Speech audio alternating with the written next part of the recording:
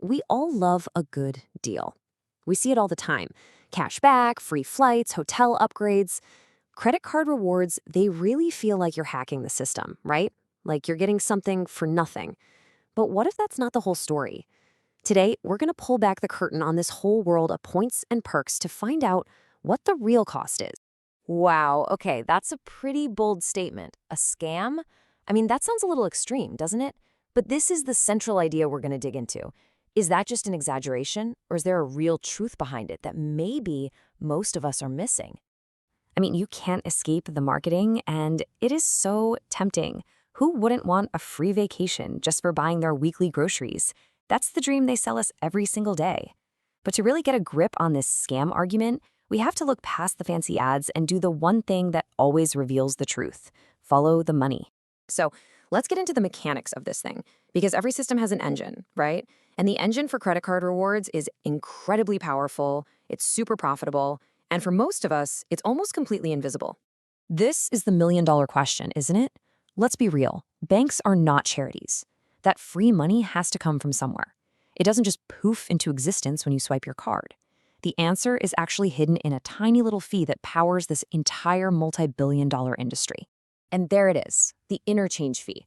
Every single time you tap or swipe your credit card, the store, the merchant, has to pay a small percentage of your total purchase back to your bank. This is the key. This little fee is the foundation, the raw material that the entire reward system is built on. Okay, let's just walk through a really simple example.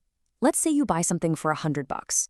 The store you bought it from doesn't actually get the full $100. They might only get, say, $98. That $2 difference, that's the interchange fee, and it goes straight to your bank. Your bank then takes a piece of that, maybe $1, and gives it back to you as cashback. And the other dollar, well, that's their profit. So your reward is literally being paid for by the merchant. So what happens when every single merchant everywhere is constantly paying these little fees on every transaction? Well, it stops being about just one purchase and starts creating this massive ripple effect across the entire economy.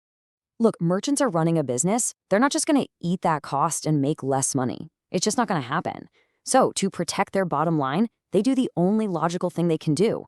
They bake the cost of those credit card fees right into their prices, which means the price of pretty much everything is just a little bit higher to cover it.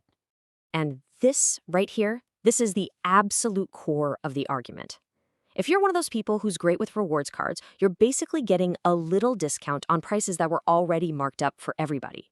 But what if you pay with cash or a debit card, which has almost no fees? Well, you still pay that same higher price, but you get zero reward back.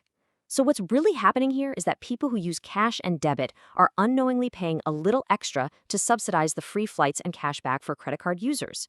It's basically a hidden wealth transfer. So the economics of it are pretty wild. But that's really only half the story, because this whole system is also an absolute masterclass in behavioral psychology.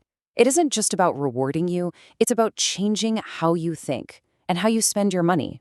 This is the big question, right? And it's the one that banks have bet billions and billions of dollars on. Think about it. If these programs just gave you a discount on stuff you were going to buy anyway, banks wouldn't make nearly as much money.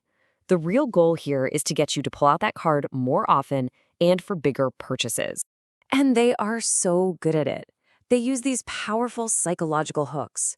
They gamify spending, turning it into a game where you're chasing the next status level or that huge sign-up bonus.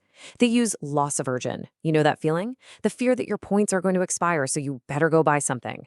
We also fall for what's called mental accounting, where we see points as this magical free money instead of what they actually are, a tiny rebate on inflated prices.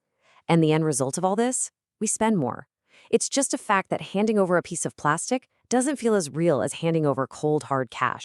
So after looking at the hidden fees, the way prices get inflated, and all these psychological tricks, we got to circle back to that main question. When you factor all of this in, are you actually winning? Are you really coming out ahead? Let's just be super clear about this. Rewards are not a gift. They are a product that you are buying. And you pay for it through the slightly higher prices on everything you buy. And this is the big one, if you ever carry a balance on that card, you pay for it dearly with interest charges that will absolutely wipe out any rewards you could possibly earn. So, The next time you pull out that card to get your 1% back, it's worth asking yourself this question. Are you really using a financial tool to your own advantage? Or are you being played, subtly pushed to spend more than you should, all for the illusion of a free perk? The answer just might change the way you look at that piece of plastic in your wallet forever.